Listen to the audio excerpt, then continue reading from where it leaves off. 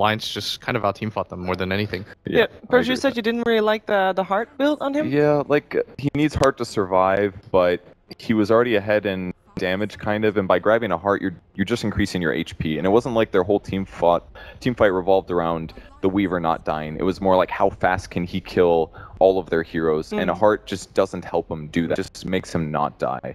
Okay, so, draft is ready. Sorry, Post. Draft is ready, so we'll get into that right now and bring you Game 2's draft. Already the bans have begun. So, Blitz. Dark's here, first ban. You're almost always going to see it nowadays. Especially against Complexity. Yeah. I think Alliance, though, are one of the teams that can deal with it well because they're one of the teams that I think are comfortable doing defensive tri-lanes like we saw in the last game. Some teams you can clearly see they are not comfortable doing defensive tri-lanes. Like Fnatic did not look like they wanted to ever do defensive tri-lanes. Well, what's up with that change? Because I feel like 4 or 5 months ago, nobody was doing anything but safe tri-lanes. Why has it changed up? Why do so many people do dual lanes now? Aggressive tries are happening again. Because Dota is a game of just you outgreed the enemy team, then you hit a point where you outgreed them so much that you have to revert back. So at one point it was, okay, we're gonna play safe tri-lane. So then people said, okay, this is very static. How do we gain an advantage out of the laning phase? Oh, we'll pick a slightly greedier forward position and pick a carry that can kill. That was why heroes like Jug, Ursa were so popular, because they can almost always kill the offlaner with any 2 heroes. Then the counter to that is, okay, we'll pick an offlaner that can punish the fact that you're going to run this dual lane. We'll pick a hero like Darkseer, which crushes almost all melee heroes. So then you have to go back to the point where you say, okay, I guess now we have to safe tri-lane again, try to take the enemy tower first. And it's a back and forth constantly. So this is the exact same opening. I mean, obviously there's a different team having first pick, and there's a different team on the Dire, but both teams do the exact same thing as they did before. Are you still going to go for the Lion if you're Complexity? Like Other way around, though. Yeah, but where do you think, like, where is Complexity gonna take a different turn compared to previous game? Witch Doctor? Rather than the Lion? Yeah, I kind of liked Witch Doctor more, especially against Beast. It's better fighting early, definitely.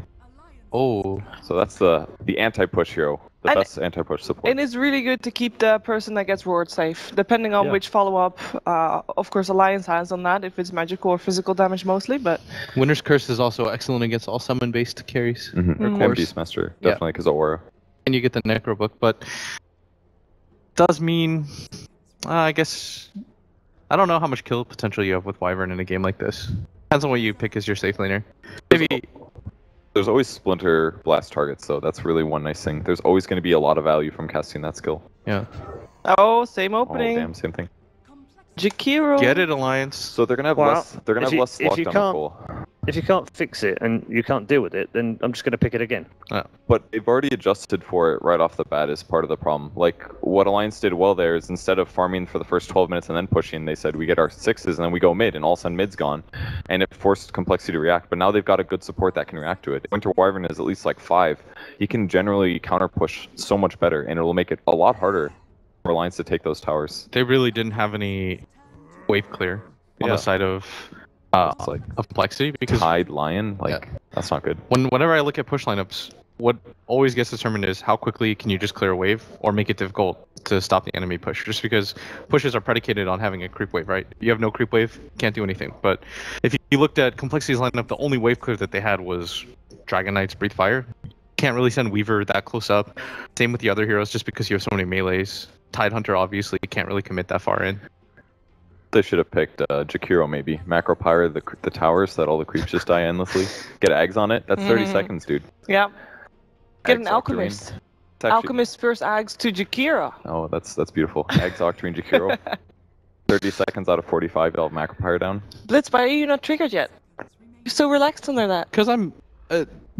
Jakiro only bothered me because every single time I felt it picked, when it was picked, after the game, I was like, that was the wrong hero. But in the last game, it worked out really well. Yeah. It's not that I hate the hero, it's just bad history, 0-13 when I've seen him play so far. Jakiro hater. Well, one thing that EGM did really well that game, though, is he transitioned into push teamfight. He got a mech on the hero rather than saying, I'm going to get the Eul's build that was popular a year ago. The Eul's that lets you set up your combo. You're not there to set up the combo. You're there to keep throwing out stuns every 9 seconds and to heal your team and to push towers. And the mech does that. It's like how Jakiro first came out, and then they went into the Eul's build, and maybe that's where he needs to be right now as a support, his mech. That was because Yule's was so good at that point that you could pretty much grab it on anybody. But it's like when we talked about it, where if you get over reliant on Ice Path, then you could have just taken a different hero. It would have fulfilled a similar purpose, if not better. So last ban coming out soon from Alliance. I mean, they already removed the axe, obviously, because of the Winter Wyvern extra that Complexity pulled out on the Monday. Yeah. Which other heroes are you going to be worried about? Jug, NP, or Tiny? Oh yeah, Limp's Tiny. We saw Tiny banned out against Complexity like the first day in all the games. Yeah. So I'm guessing you're saying Jug, Tiny because their ability to get kills, which kind of delays pushes, and then NP because of split push. Oh, if you're all in pushing. Ban Night Stalker? Counter vision? I guess, but What about Chessie's Invoker then? Chessie Invoker is what knocked out Alliance out of Shanghai. Yep. That was insane. Was this how it was? Got a chance to pick it now as well. Yeah. And they banned almost all Loda heroes in the second round too. Respect. Racing's still in. They can go for that again. Let's see what the Alliance stand by when Alliance loses a game. They go back to the Loda Naga sign because it's so reliable. Yeah.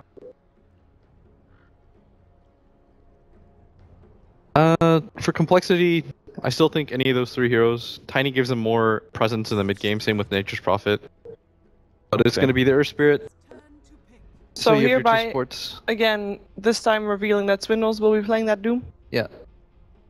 Sort of like this. I mean, they've got really good team fight once they all get 6 on coL. So they could potentially take a fight at that first tower. They get equal levels to their opponents. Oh, Faceless Void. And this kind of changes their gears a bit, right? Because now Beastmaster's either in a solo lane versus a solo hero, or he's jungling. And they're not as good at pushing as they were last game. So by doing the Beastmaster Jakiro opening again, it may force Complexity to overreact to this expected all-in push thing, and now they're going to go for something completely different. And they might not have their counter picks that they've been prepping for this might not be as good as this other strat that Alliance will pivot into. But then they still have Jakiro, I guess. And then Jakiro is probably less good at those other things. I'd still like to see one of those worse, Tiny or Jug. And Faceless Void, though. Difficult. Faceless Void is like the anti-carry. It's good with Jakiro as well. Macro Power plus Chrono. You get good value out of the skill. And it's good against Winter Wyvern too, kind of. I mean, if you cold embrace somebody, Jakiro's almost all magic damage. Drop it down. Fire counters ice, everyone knows that. Yeah, that's how that works. That'd be really cool if that worked in Dota. Like the Pokemon counters. It's already complicated enough. I mean, it's not that different really. If you think about like Magic, the balance between Magic pure and physical. Earth does extra damage to fire. Fire does extra damage to ice. I'd be down to see that. The benefits there, guys, is that every hero can do just about everything, and we don't have to be limited as much by picks. Yeah. I guarantee if the game was, it'd be a bad balance that way. Yeah. It'd be a challenge, that's for sure. Okay, so Complexity. Still thinking about it, not convinced about the Jagger or the Tiny, for that matter. I think you can abuse cooldowns, but and it does well against Beastmaster. It allows you to roam the Earth Spirit alone, but it's gonna be Gyrocopter, gets Dire Side. Not a hero I see coL pick up all the time, but they pick it sometimes, even in mid occasionally. I sort of like it here. They've got pretty strong team fight. Is that a Lich Good Void early offlane? roaming. Lich Void can work pretty well. The Frost Armor is not amazing this game, though. Wouldn't say. But I think it's more about punishing. Yeah, I think it's more about punishing greedy heroes. Yeah. But is Gyro really that punishable compared to most?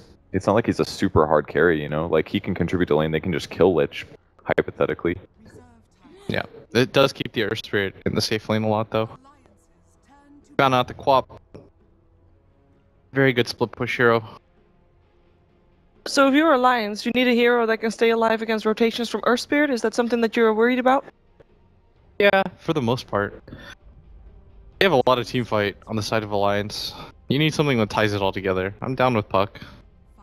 Or Puck. Down with Puck on either lineup. Yeah, I'd agree with that. Limp Puck and S4 Puck, both signature heroes for them. So yeah. The first pick after this ban goes to Alliance, though, so they would have the upper hand there and getting their hands on it. It depends on what they feel like matchup-wise will happen.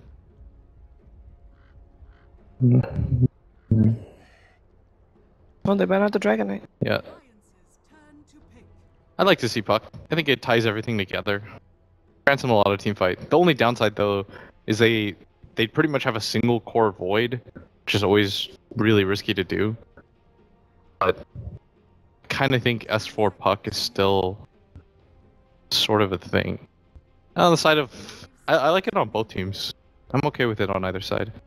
Is it that safe against Doom, though? Because if he just Dooms your solo core, Void can still DPS and do a lot of stuff through that. Yeah, that's the downside. I would like to see Shadow Fiend or something. Oh, SF sounds sick. How does SF fit where Puck doesn't? Just because he's tanky and takes focus and stuff? Maybe he functions as a secondary core. Yeah, that's the main thing. He'd function as a secondary core. Oh, it's DP. Okay, she does both. This another pushing is a lot better again. And it synergizes well with the Faceless Void. We saw Secret and Squid, I think, run this yesterday. Both teams. That hasn't fallen off too much. He's pretty justified here, yeah. With Frost Armor as well. It's normally she has some weakness in armor, but can burst her down pretty straightforward. Yeah. Or they won't be able to now because of Lich. There's two things that she does well here, and we should have seen, but DP just kind of had that slight fall off. Is she wins you the lane, and more importantly, she transitions into a core okay. She can do both of those dual functions, and I think it's pretty good. And they're not that burst heavy on coL right now. It's one thing that they're missing. They were looking okay on the other 4 heroes. Once Death Prophet gets really tanky, they're gonna have a lot of trouble killing her. 10 seconds remaining. So, maybe they need some kind of burst damage mid hero, I think, to make this all tie together. Yeah. Oh, it's PL mid. Wow. Yeah. Yes, that's been a while. That works okay, I guess. Yeah. Does it follow through still, the Spirit Siphon? I assume it does. I don't think they changed that aspect. Nice. It does do magic damage, but it's still a percentage of health. That doesn't matter for PL. So. Okay.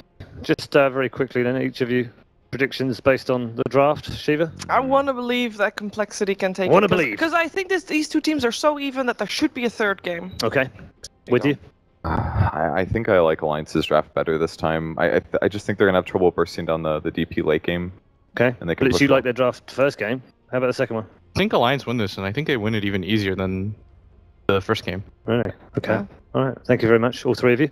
Let's head back to the commentary team. The G-Men are standing by to bring you Game 2 of Alliance. Can they make it 2-0, make it through to the lower bracket final? Let's find out.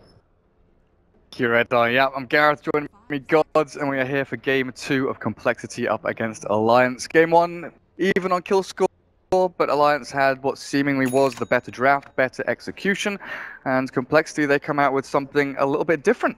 Game number 2, Wyvern first phase picked, which we haven't seen really at all, and then a PL as their 5th pick. It looks like that's going to be the mid-hero for Limp. Yeah, I'm not sold on the PL pick. I think it's a rough matchup against the Death Prophet. I think Complexity's draft just doesn't take objectives well. And you look at the side of Alliance, you've got the Beastmaster Jakira opening, great at transitioning pickoffs into pushes, and then you combo that with an Exorcism now. So I think Alliance have got themselves a really well-rounded lineup, which can do well in the laning stage. You've got the Lich to guarantee that. And then in the mid-game, it's incredibly powerful at taking objectives, finding pickoffs, and even taking teamfights when you've got the Chronosphere. So I think Alliance kind of don't have many weaknesses with their draft. On the side of Complexity, there's a lot of pressure on players like Z-Freak to get a lot out of this Earth Spirit, to apply pressure on those lanes and find some early momentum to go Complexity's way. So quite often with Complexity, what they would look to do is have the Earth Spirit in like a dual offlane setup, at least for a little bit of the first 5 minutes or so. But there's no Darkseer here. It's a Doom offlane for Swindles.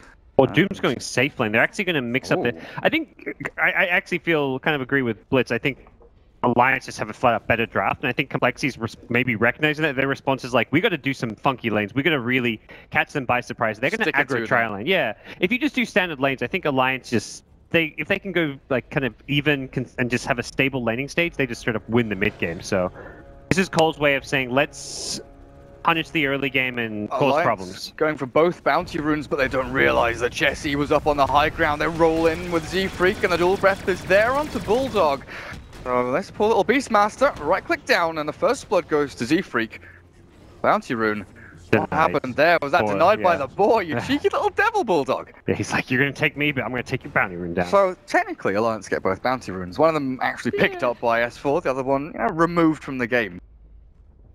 Going to be a dual offlane here, Arcade and Loader, realizing that, okay, Complexity, if you're going to run this aggro tri-lane up against us, we'll switch our lanes up as well. And the fact they did go for these both rune spots meant that they had the intel to know what was going on. Yep. And Ake blocks Swindle's camp. And this is, I mean, I talk about Complexity trying to take it to Alliance in the lane stage. It feels like Alliance almost recognizing that. And that's why they're doing the Void in the offlane. He's going to get a much easier time farming up there. He's got the Lich there to support him. Swindle's is going to have another rough lane. Not a lane he should die in, but a lane where he's just not going to be able to get much farm and not going to be able to contest what he was hoping to be just like a solo Beastmaster. Swindle's rough time. Bottom lane looks like it's going as expected. EGM taking the brunt of the aggro from Hanskin and Z3 because they push him a little bit further off the lane. Mid, that's the interesting one. Wait a second. Okay, just going in on Swindles down to half HP. You get out of here. This isn't your lane anymore. But mid lane, PL against Death Prophet. So it's not really favorable for the Phantom Lancer. I guess once he gets up to like level 4 or 5, maybe he can do dish a bit of damage back into S4's Death Prophet. Spirit Siphon, going through the Doppelganger, maybe not damaging Limp, but still giving HP back into S4 and giving the ability to catch up and chase. Death Prophet has a lot of nuke damage behind her. Yeah, I think the idea was you've got this roaming Earth Spirit. What's a hero in mid that can really pressure to find kills onto the Death Prophet? So like a PL with an Earth Spirit roaming is great, but Earth Spirit may be tied up towards this bottom lane, so not entirely sure what Z-Freak's approach is going to be, but for now rolls in at bottom, catches EGM. Approach into the Jakiro very quickly, and he's dropping low, but he's tangoed up and he has a salve available. He's tanky with that 2+1 armor. And Chessie was farming the lane which had been pushed up, so he wasn't close enough to get that rocket barrage off. Now S4 has a DD, so this lane which, S4 was probably bullying Limp already to begin with, even more difficult for Limp. Still yet to get his bottle. Could also gold away from that, while S4 go back to his high ground and continue getting these denies and a bit of harass back. Look at that Limp. He's got salve left though. Yep. It's not going to be too bad. And he's actually even on CS right now, so it's gone fine for him as far as the first couple of minutes are concerned. You're not you're picking this PL mid to really be able to pressure for kills. That's kind of where teams like TNC and MVP Phoenix started using this pick in the mid lane against Invokers to really pressure for kills with rotations. And speaking of which, Z-Freak with level 2 now Boulder Smash is making his way towards the mid lane. As for 1 Fairy Fire and 740 HP. Has 2 Spirit Siphons, so has got some HP regen. He's past the Hawk though, scouts out Z-Freak's rotation, so nicely played from Bulldog, sending that Hawk to help protect that mid lane. They realize that EGM has been allowed to get this pull off. Z-Freak spent a lot of time blocking up that camp, making sure there were no little equilibrium shifts here for Alliance and bottom lane. Dwindles, he gives up on top, he heads back into the jungle, and with safe lane Doom, I do wonder, it is your 3 role, the farm priority isn't going to be there against a Lich and a Faceless Void. 8 last hits is, okay, it's acceptable, but the kind of build Dwindles goes for here is going to be interesting. Yeah. What's he bought? Some boots, I guess. Yeah, boots, tangos. He's just getting some more regen for the lane. And Z-Freak just can't really find a lane to get something done. He spent a lot of time mid lane, but there was a Radiant Ward scouting him out behind that tier 1 tower, trying to hide in the trees there, and also scouts out the high ground, so it's going to be S4 who secures himself the top 4-minute rune as well. PL not looking to contest that one. He tried. Yeah, he ran up towards it and was like, Spirit Siphon, that's an ability in the game. I'm not gonna go for that one. Absolutely. So he's lived with a bit of a level advantage over S4. I imagine he got a few denies on range creeps to manage this. That change was pretty big for the mid lane. It was up to 90 experience for range creeps now from 50 or so, from 45. Yep. So a big old shift there. Range creeps incredibly important to take out. Yeah, Limp's winning this lane, so completely kind of going against what I said where he should have a slightly tough time. S4 has not been able to bully him whatsoever. The poor man shield, the bottle crow, he's even with doing the DD, just fine. Even with that DD, S4 picked up quite able to, but top Swindles, there's the bash and the time dilation, but Arke was making his way up towards the top rune spot, and he wasn't available there for the Frost Blast to slow Swindles down, and of course Scorched Earth gives you so much more leeway to actually heal up through these little scrappy engagements with a dual lane up at top. An early scan there, but it's the rolling onto EGM that Z-Freak looks for. Well, good damage output onto the Jakiro, and with the Winter Wyvern slow, Chessie making his way over, but EGM's already dead. Black Cannon actually finds the kill, just about, giving that kill over to Chessie. Oh, bash at top loader. Gonna see TPs come his way, they want to save Swindles. He's not quite dead. 20 health. Hanskin and Z-Freak both coming in. They might even look to go on Loader here. Roll available, but he doesn't have the mana for the roll and the boulder smash. So a Spirit will clarity up and maybe wait a little bit. Jump in onto Ake. And this does mean that Chessie, of course, is left in a 1v2. They rotate the 2 supports up to save Swindles and maybe look for a counter kill. TPs are not necessarily wasted, but definitely expended for not too much in return. Swindles will be pushed back to his own fountain, so not really ideal. And with TPing to both heroes there, it means Chessie gets left alone bottom, so he can no longer really go up and contest the farm in this lane against the Boars or the Jakiro. Even just a level 2 Jakiro with Beastmaster level 5, they can likely keep Chessie out of this lane. Limp. Now he's the one with the DD rune, and this is definitely kill potential for him, but Z-Freak at top, roll away, and... oh, that Spirit. Perfectly acceptable for him to get out of that one, but the DD from Limp has popped a mid S4, trying to Spirit Summon back onto 2. Hanskin, he's giving a lot of life back to this DP, but still Limp has the illusions and the damage with Chessie helping out. Back cannon forward. That's the PL mid. That's what you want to get done there. You're just asking for those rotations to happen so you can find the kills. With any kind of DD or haste rune, you've just got such good kill potential with Spirit Lance and Doppelganger. And Chessie's here as well. They're actually going to likely get a T1 tower at 7 minutes in. Not just any T1 tower. Yeah, exactly. A mid T1 tower this early on is unheard of. Well, I guess Chessie thought, screw it, I can't farm jungle, I can't stick bottom lane. I want to move back up the safe lane so I can farm, and Swindles shows that. And with his TP down towards bottom, once he's level 6, this is one of the great things about that kind of safe lane Doom where they swap up their lanes. Maybe you have a bit of a deficit with your Wyvern and your Earth Spirit not being able to stack and pull and gain experience for themselves. But you've given a lot to this Doombringer. You've given a fair amount over to Chessie as well, who's closing in on his 6. Swindles, he's able to deal with liquid fire. Here. Oh, you're right. He deals with liquid fire, but the raw and another dual breath coming up. Can he deal with that? Well, Limp turns it back around onto Bulldog, and Swindle's not dead just yet. He will drop before Bulldog loses his life as well. It's an okay trade for coL. Getting the Beastmaster, who is farming a lot better than their Doom, who is already struggling. At least an even trade. And it's the PL who gets like solo XP. Doesn't get the actually credit the kill, the creeps last hitting it, but PL now level 8, 1100 gold, looking at a very fast boot to travel pickup likely for Limp's Phantom Lancer. He's a full half level ahead of that Death Prophet. And you're right, yeah, he's got Aquila Bottle and 1100 gold, wow. I guess the tier 1 tower mid definitely helps out on that one, doesn't it? Yeah. Z-Freak hiding away in the trees, looking for maybe Alliance to jump in onto Chessie, and I want that level 6. They need that cooldown so desperately to be able to turn these fights, or maybe even look for little engagements of their own aggressively. Swindle's Doom is nearly available, but S4's Death Prophet double Null Talisman. Quite often we've seen, Pucks and we've seen Queens of Pain go for the double Null into Veil. Yeah, from S4. Well, TP down to bottom, there we go. Level 6 not even yet up for Chessie, but he's still moving himself around. Oh, that's not the aggressive play, is it? It's the get the hell out of tier 1 top range because Loader has Chrono. And they saw the TP top from EGM. So as soon as you see that Jakiro TP top underneath the ward, you're thinking, okay, they're committing hard to this with Chrono and Liquid Fire. Let's make sure we can get a trade out of it. So Hanskin goes bottom with Chessie, and they're going to try and get a counter tower here. But coL's lineup does not push very well. Something we talked about after the draft, where coL's ability to take towers is much more limited than Alliance's. Slowly chipping away with the Gyro and the Winter Wyvern down at bottom. They'll get it with the help of the Catapult though. All that armor's not going to save you. It's a trade-off though. Alliance got the one up at top lane. Limp, what do you got? Magic Stick picked up. So coL at least happy to get the trade there, and with another creep wave, Chessie will have that level 6 cooldown. So the builds on Death Prophet, they've kind of shifted over the past. Well, I guess since Star Ladder, we saw VGR, they had kind of treads and ghost scepters just tanking up as much as you can. Oh, roar onto Swindles actually, deep in behind enemy lines. Time dilation and the Chrono thrown out. They'll kill off Swindles, S4, and he dropped low. Yeah, it was a Limp, very aggressive movement from Swindles, getting punished. But he thought with the tier 1 mid down that Limp could shift over a little bit faster maybe.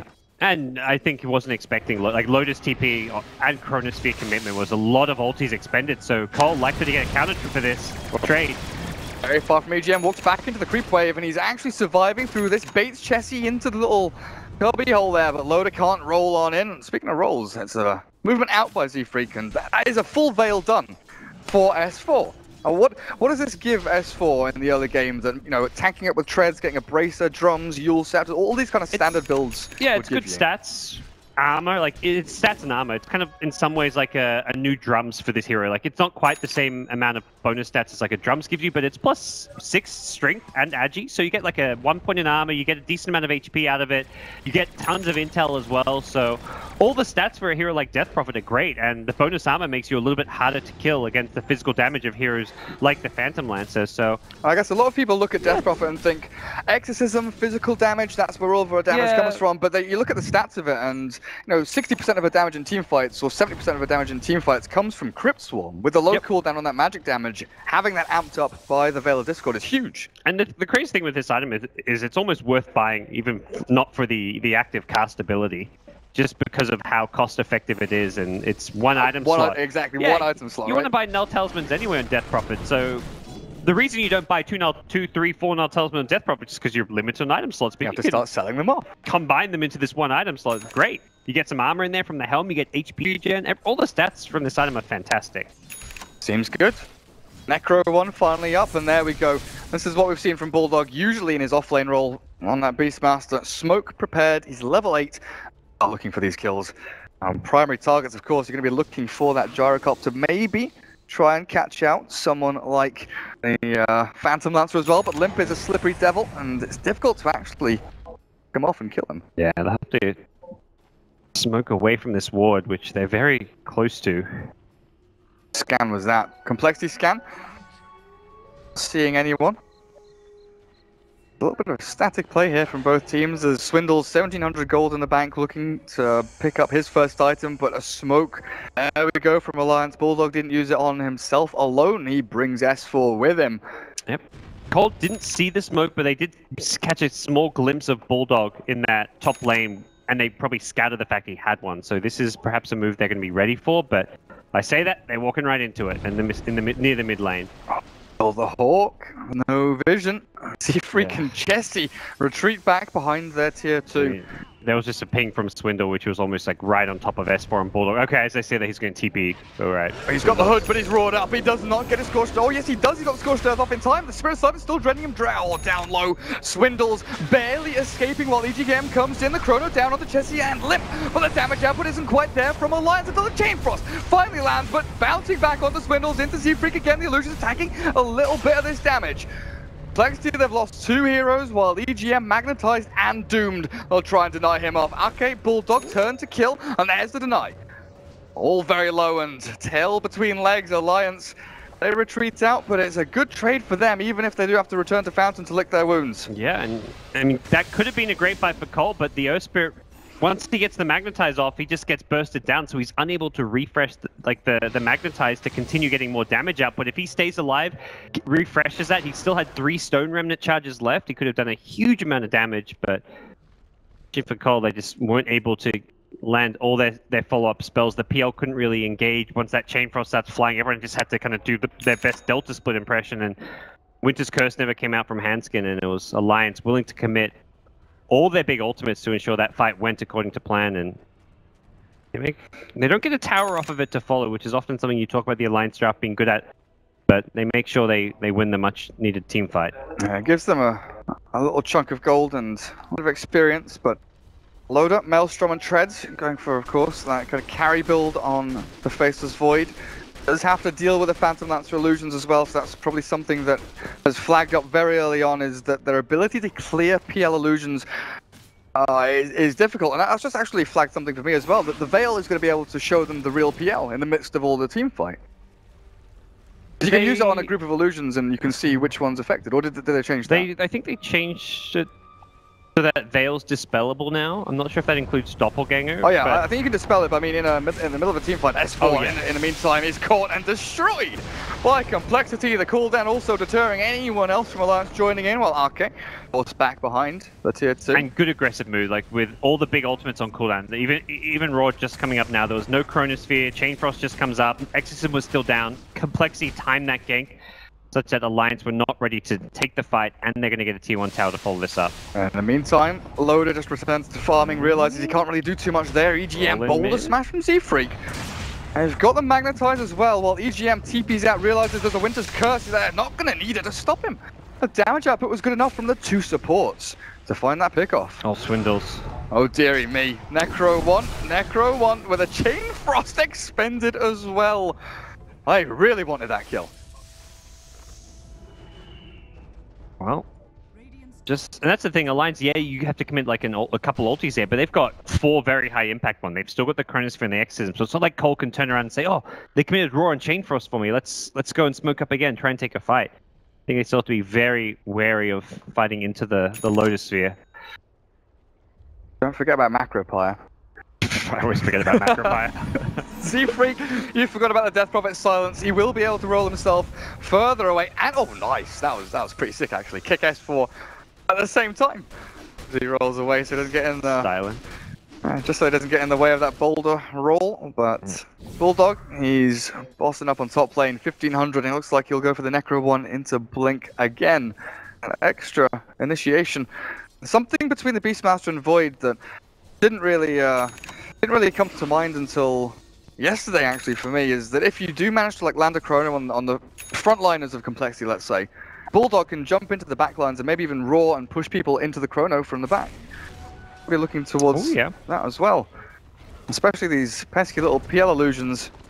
Heroes like the Earth Spirit and Wyvern, who are both very positional supports, right? Earth Spirit, we often see, oh, he rolls in, he does his spells, but it's all about rolling in from the correct angle, catching that right tangent and seeing what target you go for, while Wyvern, same story. And even just catch the Wyvern. Wyvern's the hero that wants to save people inside the Chronosphere with that cold embrace, so if you can get the Raw into him on the backlines, it can ensure that the Void secures those kills inside the Chrono.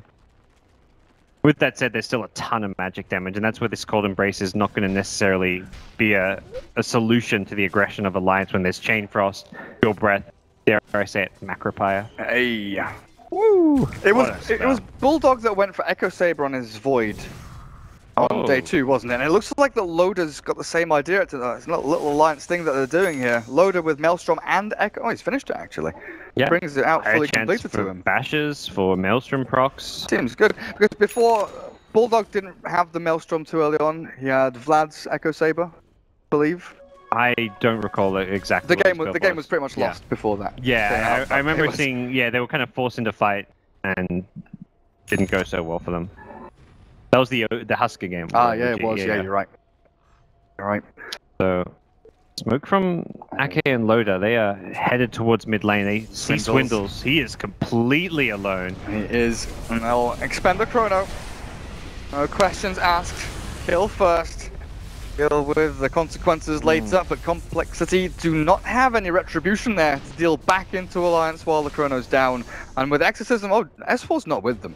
He's going to move himself up the top to deal with the PL and those illusions.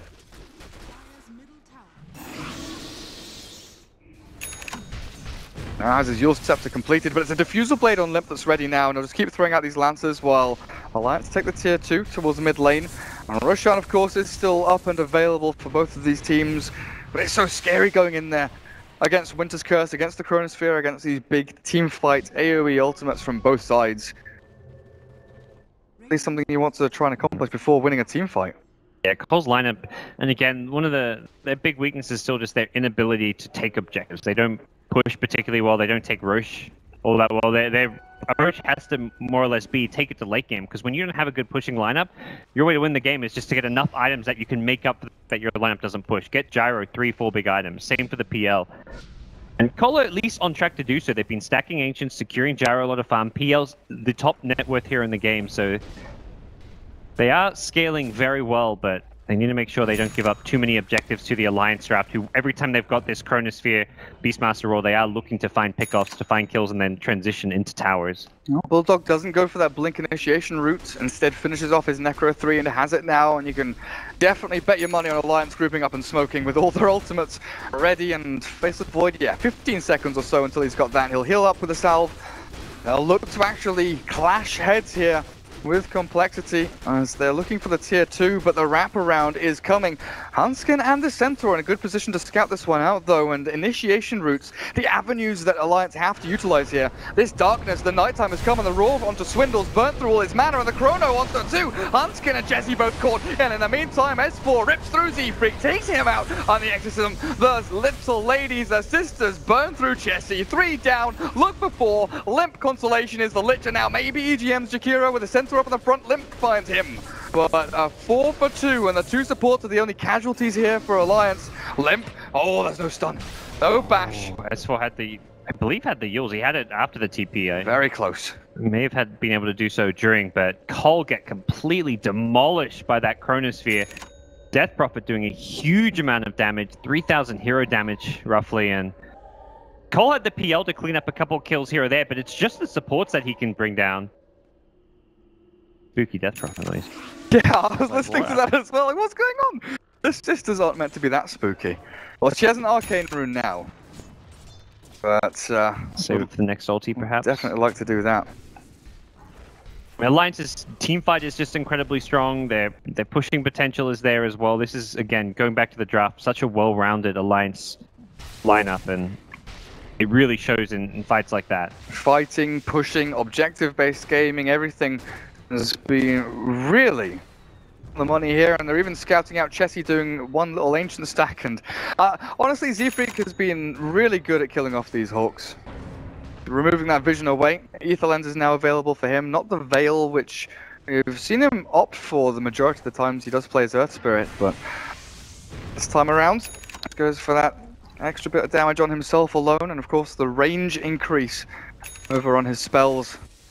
Swindles, he's had that pipe for a little bit, just trying to deal with the magic damage coming out of Alliance. He moves on the map very aggressively. He's just like leading the charge by himself. He's kind of tanky with this pipe, but we've seen Alliance are more than willing to commit a couple ultimates to bring the Doom down. Swindles reminds me of an American ROTK. Yeah, a lot of the time.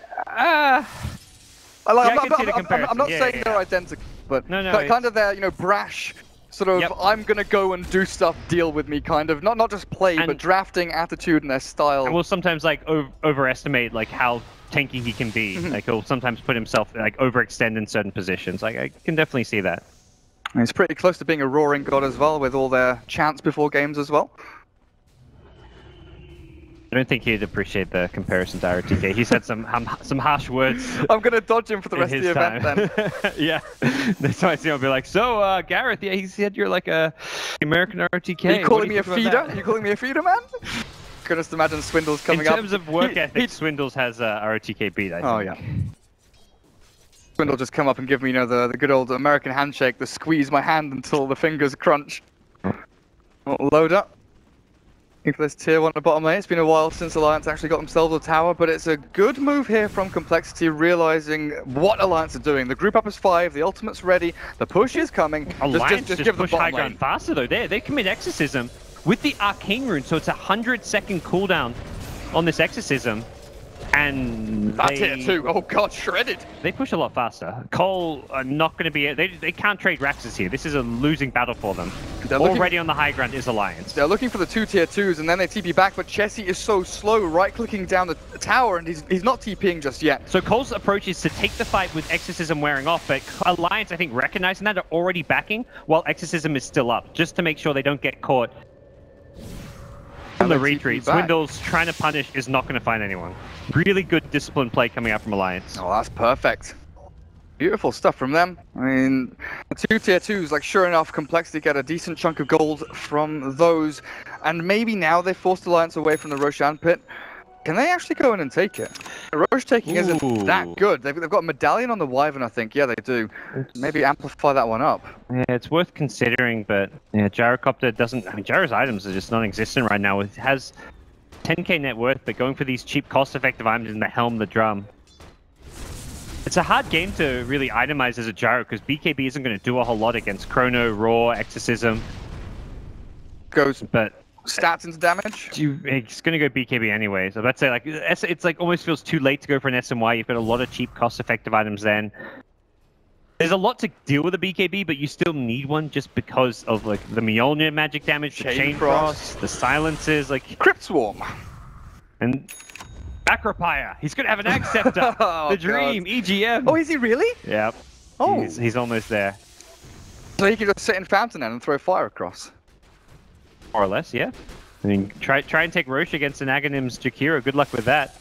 Trying to take towers against it. We saw how good it was in game number 1. Just lay it down onto a tower and Complexity couldn't really do anything with it. EGM, there's the Chrono down from Loader onto Swindles again. They're going to focus down the Doombringer and Earth Spirit tries for the Boulder Smash. Winter's Curse is good onto S4. The damage output isn't going to be good enough though. S4 dropping down to half HP. Yules himself into the air as Chessie BKBs, but the roar is there. Bulldog catches him, but Limp, the damage! S4 Spirit Slavens through, but still drops. Loader returns to the fight again, but Chessie burnt through his mana. The Necroinus from Bulldog will clear up Chessie. Oh, will they? Oh, will they? Swindles eats one, and the burn! He had no mana to burn, so the HP doesn't get reduced either. Chessie barely by the skin of his teeth retreats out of the fight, still alive. Yeah, that was a Swindle's buyback as well. A huge teamfight victory for Alliance. Well, they managed to deal with S4 and bring him down. Perhaps should have used the Exorcism before using himself there, but either way, Alliance just win that teamfight convincingly. They've just got such big ultimates. They've got this big item advantage too. They're actually behind on net worth. It just really doesn't feel like it. The entire game as well. Every fight, I mean, they've just got these big ultimates that just win you team fights. On the side of coL, it's like, yeah, you've got this farm PL, but this is not a hero that's going to really be able to fight into the Alliance team fight until he gets like a Heart of Tarask and some. I guess if you look at the items as well, you know, Doom has Pipe, Arcane. Wait a second. Let me get this. Pipe, Arcanes, and Tranquils on Swindles.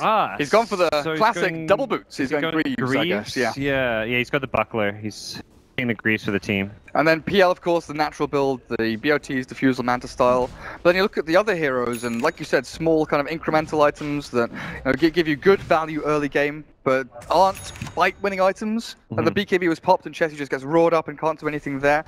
The Wyvern, Solar Crest, yeah, it's good, and Earth Spirit has Ether Lens. Then you look back at the Beastmaster, Necro 3 and now Blink, huge team fight-winning items.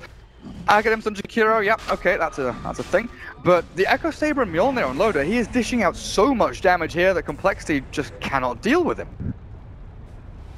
What is that noise? Macropire. Is that Macropire? I think so. Burn it. How long does that spell last? 30 seconds. Are you kidding me right now? Jakiro soloing Roche, guys. Oh, it's not quite reaching Roche anymore. Oh my gosh, what a... It's still there. It's still there. Just keep checking up on it. Just keep your eyes on. Oh, there we go. The fire goes finally in Complexity. Like, thank God we can go back into the Roche. 8 seconds. Okay. Arcane he's got Rune, Arcane Rune. He's got Arcane Rune. Throw another one at Roshan. Let's go EGM. So now he needs Octarine Core, right? And just keep spamming out. I don't think coL are ready for another Macropire. Oh, Chessie's alone in the Roche pit. Well, he had a couple of skeletons there, but Boomstick is not going to be able to. They've got all their ultis back up. This fight doesn't go well for coL if they're not careful. Loads up. The little. He's got BKB though. He can play very aggressive. Yeah, until he gets right. He's doomed, but he got the BKB off beforehand. Winter's Curse onto EGM is going to hold the advance of the Hordes of Alliance, but the Macropire is dropped. And Chessie, he walks in with his BKB. They've taken out the two supports pretty much here with the buyback from EGM. Looking to turn around is Admiral Bulldog onto Hanskin. The Roar expended, but it's a great Chrono from Loader. Catches one, but it splits the fight until the damage. Z-Free controls him in the Chrono and finishes him off. Now Chessie, he's full HP, but how long will this last with the Exorcism and that Spirit Siphon burning through? The Gyrocopter drops. That Boulder Smash will not save you, brother. And Bulldog sprinting away from the fight, but Complexity have done decently here. Yeah, they forced buybacks, and with Exorcism wearing off, they can actually chase and re-engage now. Bulldog's low. Not sure. Freak. Okay. Without Limp, you're not going to be able to do that. But Bulldog, yeah, he kills off the illusion. The urn will take him down, and will finish him off. While EGM, he bought back and tried to waddle his way back into the team fight, but Limp survives. So, overall, like a fairly even team fight, having to use the buybacks on Jakiro, I guess making things a little bit more even. But hey, Death Prophet and PL, the two big kind of breadwinners there. Prophet building into a Bloodstone of all items. Oh, not Octarine. That was not what I expected, but... I saw the Soul Booster and I was like, yeah, Octarine Core, won't even talk about it. I guess mana regen up against the PL? I mean, that's the... I'm grasping at straws here to see the value over the Octarine Core. It's It's nice to be able to, like, the shorter respawn isn't exactly value on a hero that's very ulti dependent. He the gets AoE heal if they focus him down? Yeah, that's kind of what I'm thinking, where he may be getting burst down and then the AoE heal kicks in, but it's not like like against coL, they're always going to be looking to focus one down using, like, you doom one, you want to kill that one hero. So back into the Roche pit we go. It's third time lucky for Complexity and EGM. Guess what it's time for? Aetherlens? It's time for macro. Oh, you want Aetherlens and Octarine on EGM. No, yeah. he hasn't gone the Aether. He's a bit poor right now, but here we go. It's macro pyre time and Complexity. Oh, loader, hello, Chrono ready, and he's going to try and throw it down onto Chess. He catches two hands. D-Freak got swindles. on the back lines, clips S4 on the roll back in again. This curse is good, but that chain frost is even better. Back into Swindles and then bouncing through them, and Swindles still alive and cold embrace for the dual breath. They'll catch him, right-clicking him up on top of that ramp, and Complexity retreating. But Hanskin, he cannot flap his wings any further. The hordes of Alliance, I've caught them. Complexity lose one by one, and then they'll lose Roshan to boot. I mean, Alliance just hit massive chain frost there from Ake.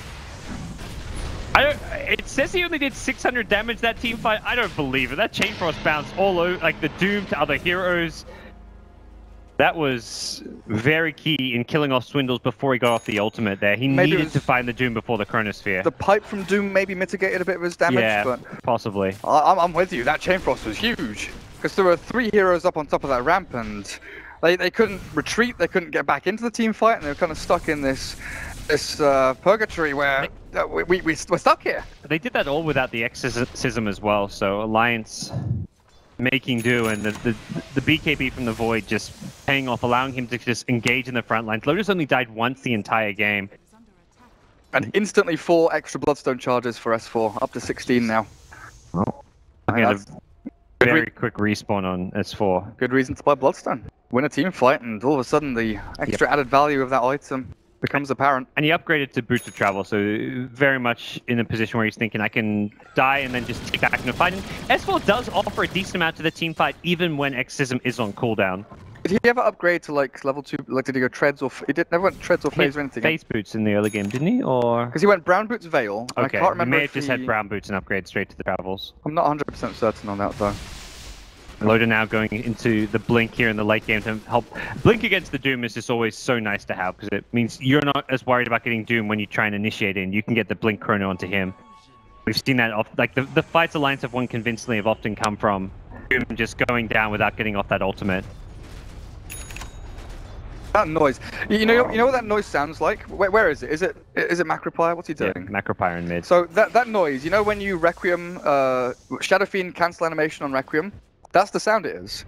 Because I mean I do that a lot because I'm an annoying little bastard. I cancel animation on spells all the time to hear the noises. Tell me Valve are reusing sound effects? It sounds identical to that. The little like the rumbling of the rrr in the background.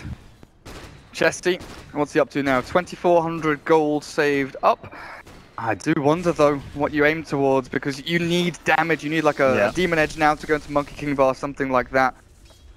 Just to try and get this out there, because, you know, Limp, the next 5-6 minutes or so is really crucial for him to get into his bigger item. It looks like it's going to be a Skadi here. Could be a Butterfly, could have been a Heart, something along those lines, but he just wants to go for the more broad spectrum kind of item. Yeah.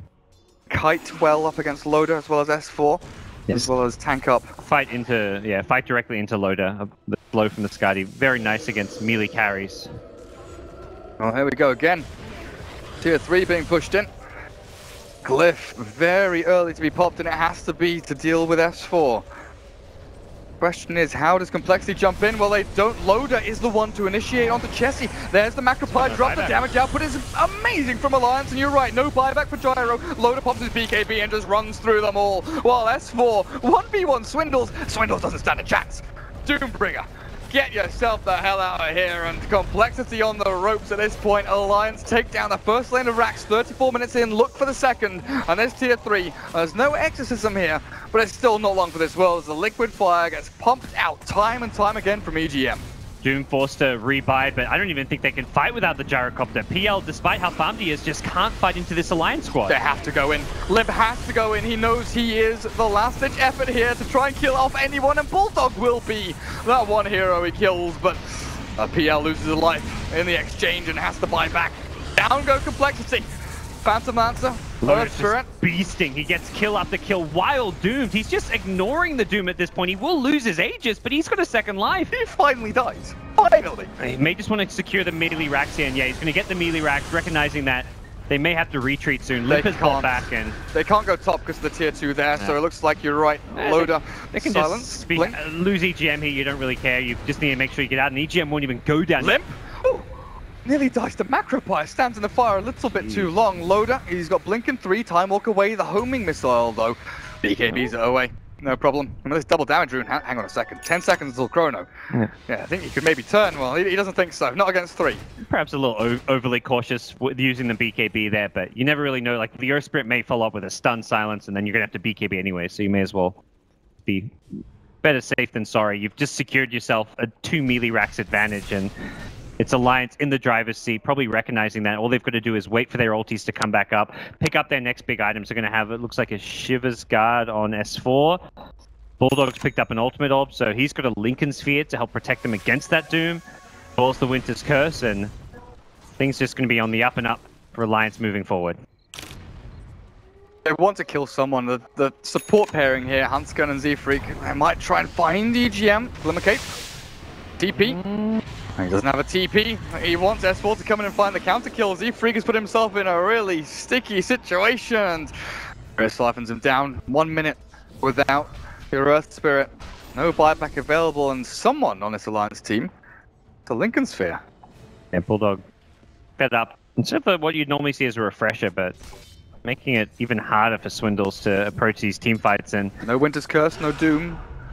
Oh, there is a Roar. Swindles. Oh, goodbye mana. Back too. Goodbye life. Goodbye hopes and dreams. It is going to be a very troubling defense here. S4's already on the high ground with Exorcism. What's the Complexity need? Is it possible for them? They need a miracle, and I'm not talking about the 9k MMR player. I can't have him. OG have got him under lock and key, and this lane of racks, the BKB from Loader, preemptively popped just to make damn sure they get it. And he's looking for the chrono onto someone limp. He's back there, the real one, they know it's him, but Chessie's gone. Buyback's available for the gyro, but at this point, Alliance just aren't dying. Limp is chasing a Lich around and losing his life in the Macropire. Look at him! The Phantom Lancer doesn't stand a chance in hell while S4 mops up on the back. Tentacled Lady forces the GG out of Complexity. Well, Complexity not out of Epicenter, but they will be starting in the lower bracket come main event tomorrow.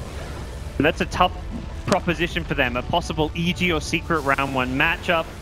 They had a strong game 1 showing, but game 2 it just feels like there was a few too many draft weaknesses for them. The last pick PL was kind of like, it didn't really patch up the holes in their ship, and there was no real obvious pick that was going to work for them, but Alliance just very strong, stable drafts, and 2-0 here. It's been an interesting kind of chain of events, right? The OG against Alliance matchup, we thought that's going to be very close, and it was 2-0